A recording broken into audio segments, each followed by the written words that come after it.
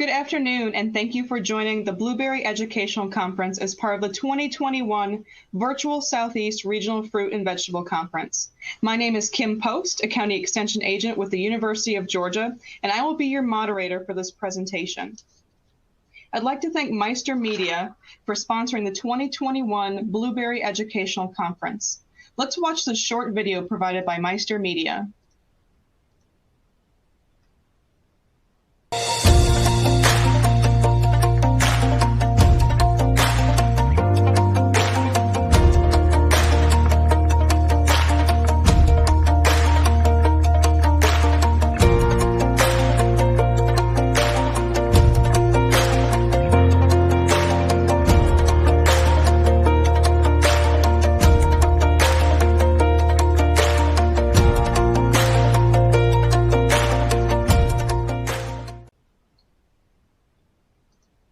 Pesticide CEU and CCA credits are available for most presentations offered during the live Southeast Regional Conference. Check the Pesticide CEU guide for a list of approved presentations and participating states. The Pesticide CEU guide is located in the Event Resources tab under the Media Player. The guide is also available at the Resources Center located on the main menu of the conference platform. Please note, pesticide credits will only be available for registered attendees and only during the live conference. Credits will not be available for on-demand viewing. There is a simple three-step process to receive pesticide CEU and CCA credits. First, go to the audience chat box located on the left side of your screen and type your first name, last name, and the states for which you are requesting credits. Again, go to the audience chat box located on the left side of your screen and type your first name, last name, and the state that you need credits for. You will need to do this for every presentation to request CEU credits. The second step is to sign out at the end of every presentation. So to sign out, you go to the audience chat box again and type your first name, last name, and your state. You will be reminded to sign out at the end of the presentation. The third step is to complete the pesticide CEU registration. You only have to complete this registration one time during the conference, and this is not required with every presentation. To access the pesticide CEU registration web link, open the Pesticide CEU guide on the Event Resources tab under the Media Player. The pesticide CEU registration link is located on the front cover of the guide. This presentation is actually going to be live. So Renee and I will be doing it live. After that, we'll have the Q&A. So we would like to thank our sponsors before we proceed. You can visit them in the virtual trade show and the featured products pavilion. Lastly, don't forget to join us each morning for coffee chats and each evening for networking. You can check the conference agenda for details. Now, I'd like to introduce Renee Holland, the Area Extension Agent in Commercial Blueberry Production with the University of Georgia, and she'll be speaking about blueberry pruning and associated diseases. Renee? Thank you. I'm glad to be kicking off the Blueberry Conference this year with a topic that I get a lot of questions about, and that is on pruning. Just a brief review, most of our Georgia blueberry growers are fully aware of this, but for other people that may be logged in today, just wanted to review blueberries are a perennial woody shrub. They produce those indigo colored berries that are so healthy for us that we like. They are members of the Ericaceae family, and that's very important for us to know for Georgia because those types of plants do well in acidic, infertile soil, which are, the soil types that we have here near the Okefenokee Swamp in Georgia. There are two species of blueberries that we grow commercially in Georgia, Southern High Bush, interspecific Vaccinium corymbosum interspecific hybrids. They tend to be more early blooming and ripening, and also Rabbit Eye, Vaccinium virgatum. It's a native blueberry species to South Georgia, and they bloom later and ripen later as well. So what can pruning do for you? Why do we want to do this? It helps develop the proper shape and form of the plant, especially with our mechanical harvest of blueberries for the fresh market. We want a good shape and form of the blueberries to allow those beater bars to go through the blueberries. Also to allow, we want a narrow base on the plant as well to allow the fish scales to have a nice succinct closure there at the bottom and try to reduce ground loss that way. Also, pruning helps ensure good fruit quality. I think this is something people forget about. It's really, you want some nice, strong shoots and canes. You want a good variety of age of canes and keep rotating out the older canes with some newer canes and allowing new cane growth. This helps ensure good fruit quality. Also, it enhances the longevity of the plant.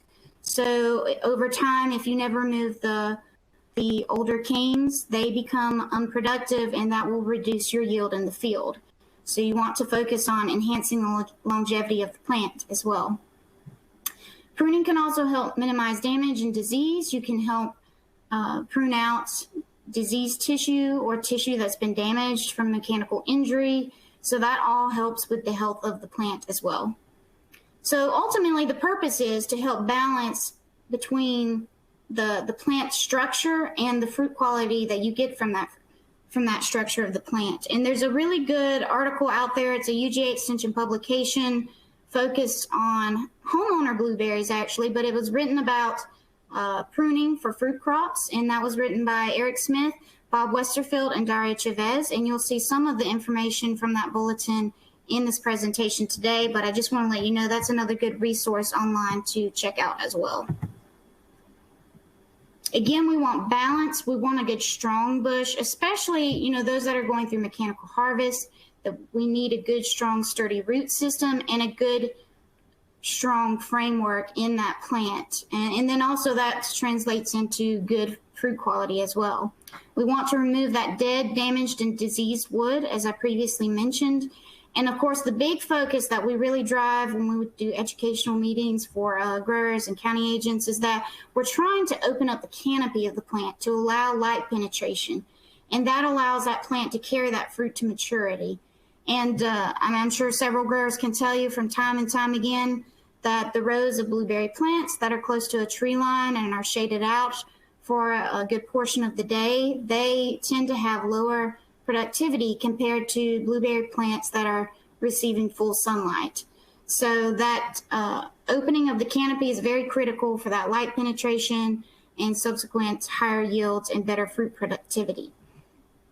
Pruning also helps invigorate new growth. So new growth means new shoots, younger canes, stronger shoots. And we'll talk a little bit more in the coming slides about kind of the length you're looking there for these different shoots. But you want enough shoot growth that's not overly long, that it has minimal branching, but it's not overly short, that it's weak and can't provide proper water and nutrients to that crop load. And it's a bit of an art form, and there's a lot to consider. The technique and the timing will depend on the variety that you have and the desired results that you want as well. And so I'll try to make some of that clear today, but again, it's an art form. It's a really good topic to get with your local county extension agent and come up with your strategy for your particular species and varieties in your field. Something to consider there, but there's definitely strategy to it. What you do with that variety this year and how you prune it this year may not be the same for next year, etc. Let's first talk about some pruning tools. It's important to properly select and clean your tools. You want to select the right tool for the job. So pictured here, that top photo there, a lot of commercial growers will recognize that as the BTS chopper. It does a lot of the hedging activities that we have, the hedging cuts on the blueberry plant, where we're trying to maintain that plant stature that's reachable for hand harvest, or a stature that is good for mechanical harvesting that can go through that tunnel. We want to maintain an appropriate height for the species. And the way it works is it has these mower blades on the sides and also on the top. And sometimes it can cut flat on the top. Sometimes it has the capability to do a rooftop cut. And I'm going to show you a photo of that in just a moment. But that's something we use very commonly for the hedging pruning practice in commercial blueberry production.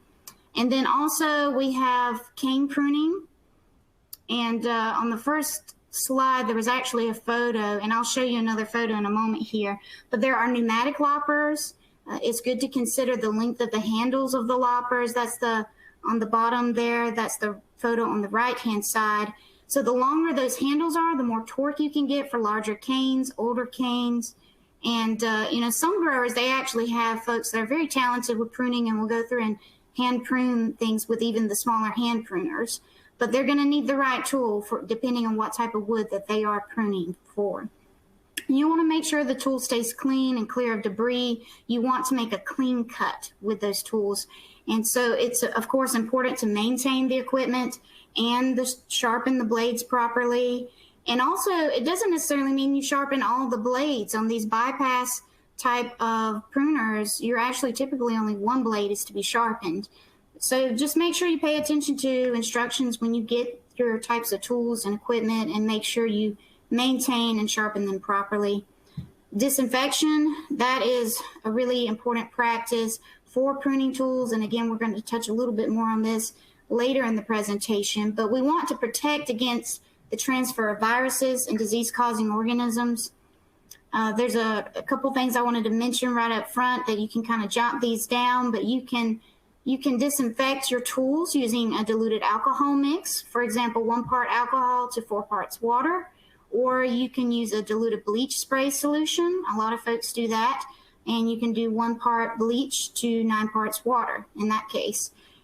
But again, please get with your local extension agent and your specialist to come up with a plan for disinfecting your tools, and make sure you do that, because we've definitely seen it time and time again, pathogens spread through the field through the movement of this type of use of tools and equipment. I'm actually really proud of Georgia. A lot of the folks that do the custom hedging with that BTS chopper, for example, they are very good to bleach the equipment between fields and between farms. So that's a really good practice, and I'm glad we have already adopted that in Georgia. But don't forget about it with those hand pruners. Some special considerations. For example, you don't want to prune too early. I have homeowners sometimes that contact me about this because they get confused on when they're supposed to prune.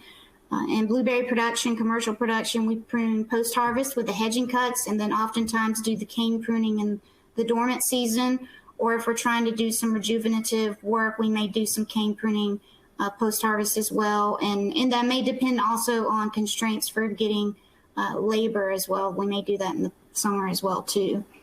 But you don't want to prune too early, because then obviously you'll cut off your flower buds that are on the bush or blooms, and that's your fruit set for that year. You also don't want to prune too late, because again, we put on another set of buds in the fall, and you'll prune those out if you wait too late to get around to your pruning then. But sometimes that's done strategically, and we definitely have to worry about spring frosts in Georgia. And so sometimes people do prune a little on the later side post-harvest to help delay harvest for that particular variety. So that's where strategy and kind of the art is involved. So just keep that in mind.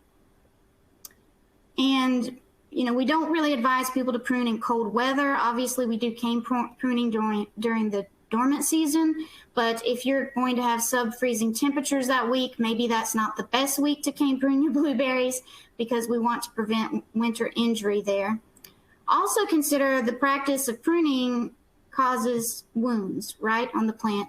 And those can cause, infection courts for pathogens to enter through that wound. And it's something that's been proven scientifically in other crops very well. For example, wine grapes, they're definitely justified in spraying a fungicide after pruning activities. And so we've already started on the research side trying to show and prove this with blueberries, just to give us some more confidence with that recommendation to growers. If there's no need to spray a fungicide after pruning, we wanted to make sure that wasn't the case. And of course, with the hedging trials I presented a couple years ago to the group, to the growers, you've seen that there is a good justification for using a fungicide spray post-hedging pruning activities. Another consideration is the weather at that time. That would be another good study to conduct, just to show that with our humid, moist air in Georgia and a lot of rain, if we have a lot of rain splash, that can spread pathogen spores. you're definitely justified in making a fungicide application, and you want to do it as soon as possible after pruning. At the same time is ideal. Some equipment can do that, but I know sometimes people have to go in there the day or two after to try to get everything sprayed as well. Just do the best you can with that, of course. But what we're trying to do is buy that plant some time to allow that wound to heal after that wound has been made. We've been talking about hedging a lot, and I'm going to go ahead and try to wrap up some of that. Again, as I mentioned, there's different strategies. You may need to use a different strategy depending on the different type of cultivar you have. I know we don't really produce anil so much anymore, but star is still something in commercial production. And a lot of times we know that the fruiting wood for that particular variety is on the side of the plant. So if you do a rooftop hedge, you want to make sure that's shallow and not very steep, because you're not wanting to cut into that fruiting wood on the side. A lot of that fruiting wood 4-star is on the previous year's buds. So that's something that you may not prune back every year, or you want to make sure you either flat top cut it on the top, or make sure that rooftop hedge is shallow versus very steep. But overall, hedging is a good practice. We definitely need some more data and research on some of the newer blueberry varieties to give you some guidance on pruning those newer varieties and what's appropriate for those. But there's some good literature out there showing the justification of hedging and pruning. There was more disease that was found in non-pruned treatments versus the treatments that were pruned. Dr. Jeff Williamson down there at University of Florida, that's some of their data. They also had another paper where they showed that with summer pruning, regardless of when you got around to it or the intensity of it, it did tremendously help with leaf disease. So that's another consideration as well. One thing I definitely get a lot of calls on is that these really long, stringy shoots that have minimal branching. You know, the growers are concerned, how's this going to affect my yield? I have these long shoots, but not very good branching here in terms of increasing my yield. So one thing you have to consider, the severity of the pruning. So the more severe you are with the pruning, and if you water it and push it with fertilizer, next thing you know, you've gotten busy, you went to the beach, you turn around, and your shoot lengths are pretty long there, and you probably needed to go back in and do maybe even a second hedging for the season, or maybe turn down the fertilizer to not push it so hard. You want young shoots. You want young, strong shoots, but these are getting to be too long, and it really decreases your ability to have some nice branching there too. So you have to be on the lookout for that. So that's why a lot of times I say there's a lot of strategy in this. You have to look at your variety. You have to take a look at your water and fertilizing and the severity of the pruning that you need to do, and consider all of that when you're trying to decide what to do with your different fields and varieties. Cane renewal pruning. This is the apparatus I wanted to show you in a more close-up view. Special thank you to Bill Klein from North Carolina State University for this photo. And he has some really nice photos showing what we're shooting for with the pruning in the coming slides here. But you can see this man here has a pneumatic lopper in his hand, and this is a tractor-driven device that can go through the field and just help, instead of going out there with this heavy backpack, they can go through and cane prune.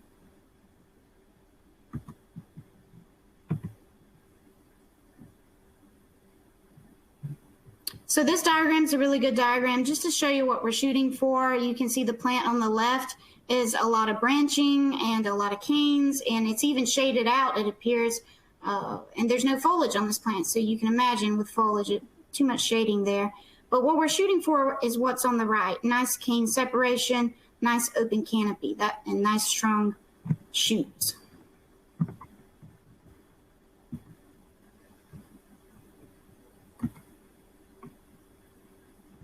So with cane renewal pruning, Bill Klein, we've had some nice pruning workshops, and I'm sure we'll do some more in the future, but he talks about that basal area being 8 inches is ideal because you want to keep it as narrow as possible for mechanical harvest, but 12 inches will work as well. That is suitable for basal pruning as well.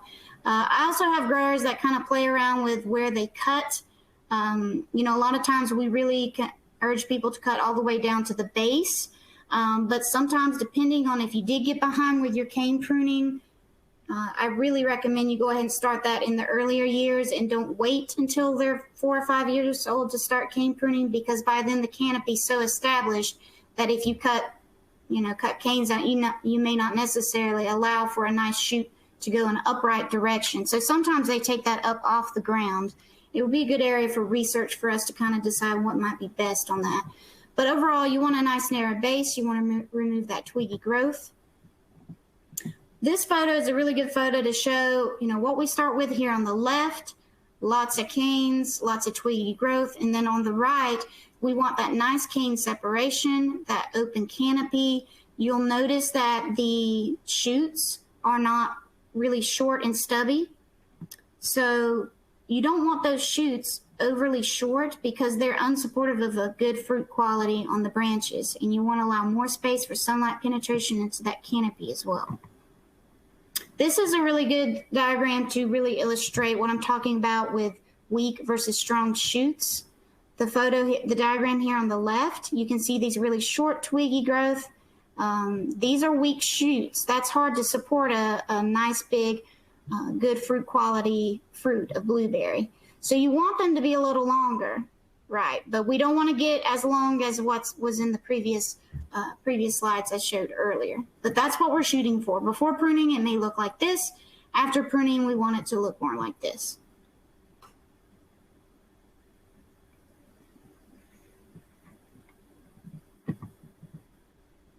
Spacing is something I like to talk about for a moment here.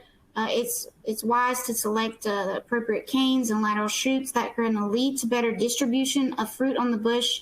You want that spaced out. You want there to be sunlight within those spaces. You don't want the overshading, which in the picture on the left, you can kind of see how they're planted so closely together and how it's so dark in that canopy. That's not what you want. And there's other considerations other than just fruit quality or fruit production, but if you have too heavy of a canopy, that reduces your spray coverage, and it can also make it difficult for the harvesters to reach.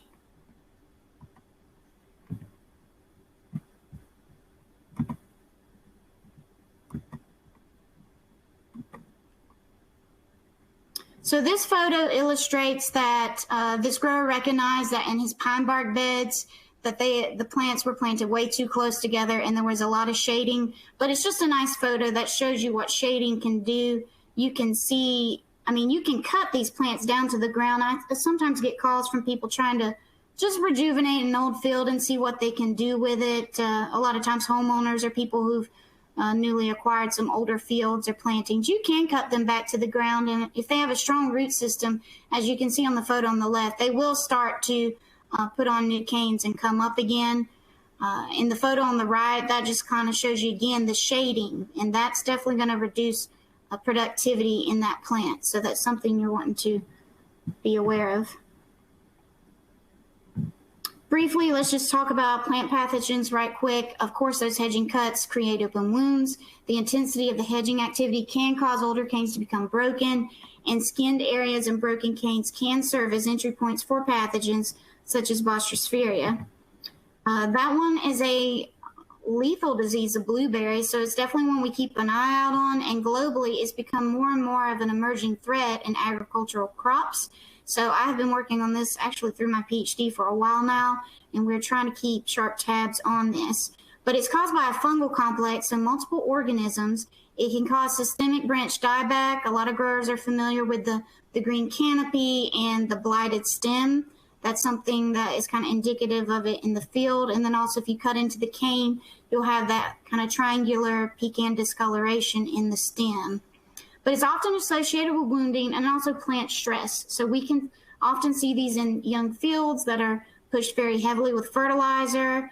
And it can be most damaging in those younger fields, also due to heavy pruning. That's a report from Bill Klein.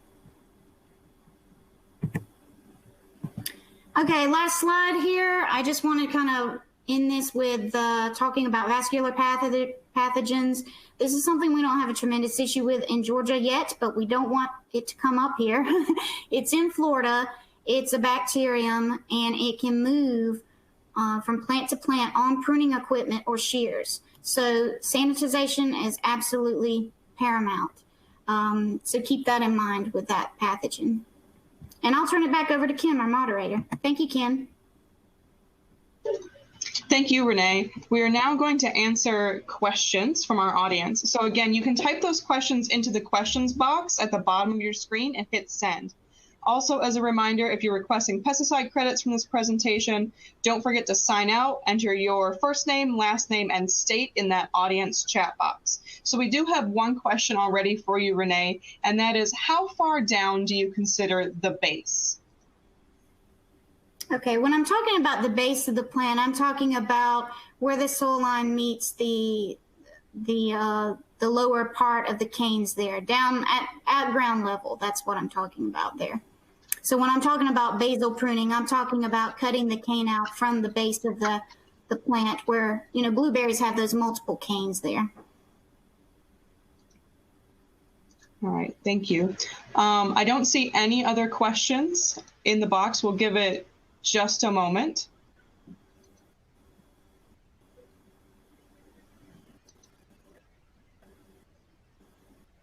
And people that are listening in, if you want to email me, my email address is reneemh@uga.edu. Be happy to answer questions that way as well. We do have another question, Renee. How often do you recommend to sanitize pruners? Well, it's one of those situations between practicality and what we would like to see. Ideally, we would like you to sanitize between really every few cuts, but ideally between each plant. That way you don't transfer pathogens from plant to plant. But when the larger equipment that's hedging and that sort of thing, a lot of times it will sanitize between field and field, or at the very least, between farm and farm. Okay. And what is recommended spacing on a new planting of southern high bush to avoid that shading that you talked about? Okay. I really like and prefer 3 feet. You will often see people do 2.5 feet. I've seen them 2 feet apart. I've seen them very closely apart. But the problem with that is that you have a lot of shading if they get overgrown and pushed too heavily with fertilizer. And then also if one plant becomes sick, it can root graft and transmit something to the neighboring plant when they're that close together. So I prefer 3 feet for southern high bush. And can you say again your email address? Someone has asked for it. reneemh@uga.edu. Or you can also Google me UGA blueberry agent. Okay. And we have time for one last question. Has any work been done on making cuts higher on the bush to keep a mature crown for machine harvest? Yes, I briefly mentioned that in the presentation. I do know a grower that has made a cut higher up on the plant, but the reasoning he gave that to me is because he had waited far too long before he started cane pruning in his planting, and the plants were several years old. So he was trying to give them a chance to have some sunlight reach that for putting on new canes, starting at that cut. But no, there's not been a lot of work on that, but thank you for that. We'll take a look at that. Okay, that's about all the time we have. Thank you again, Renee, for your time and expertise. To all the attendees, thank you for attending. Don't forget to sign out to get your pesticide credits in the audience chat box. And all presentations will be available for you to access until April 30th, 2021. So feel free to come back if you've missed a presentation or just want to rewatch one, or if you need to search for a service or product provider in the virtual trade show. Again, and thank you for your participation. And this concludes Renee's blueberry pruning presentation. Thank you.